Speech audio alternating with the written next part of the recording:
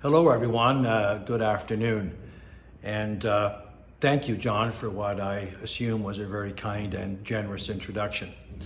I wish I could be with you this afternoon. I'm away on a bit of a winter vacation, but thinking very much about the closing of the Anne Frank exhibit that has been so much an important part of the rebirth in many ways of the Stratford Perth Museum.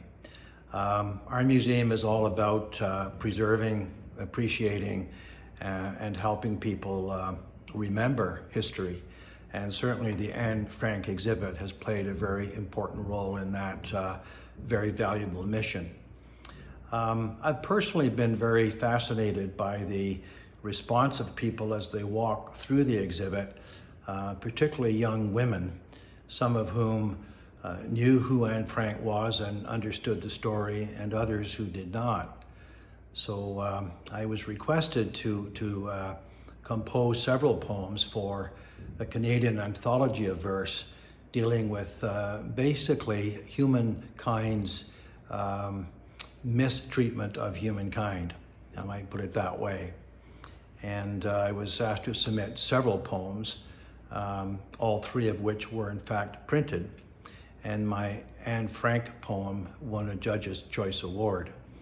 I decided to visit the museum one afternoon and spend some time watching young women walk through the exhibit and taking careful note of what they wrote in our journal. So this is my poem.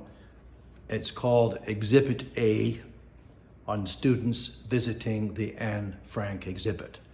And I contribute it this afternoon as part of your closing ceremony and Holocaust memorial service.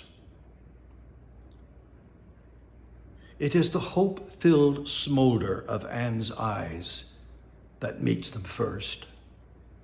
Mischievous at the age of 8, wistful in a dreaming way, before the murderous pogrom knives come out, before the eager flames of Kristallnacht consume the synagogues, before the sting of yellow stars pinned on narrow chests, before the Einsatzgruppen are commanded to kill as many Jews as possible with the casual disregard of swatting flies imprisoned against the summer glass.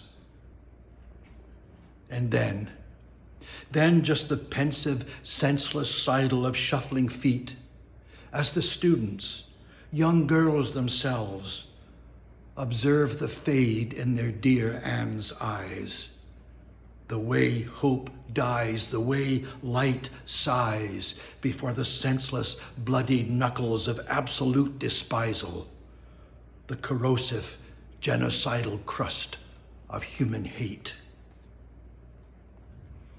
Beneath a rosy bandage of summer sky, the school bus idles as they straggle in, unspeaking still, each heart brimmed with the timeless jewels that Anne has gifted humankind, the beauty and the crystalline of everything we need to love, the barbed wire and the darkness of all the things we need to change.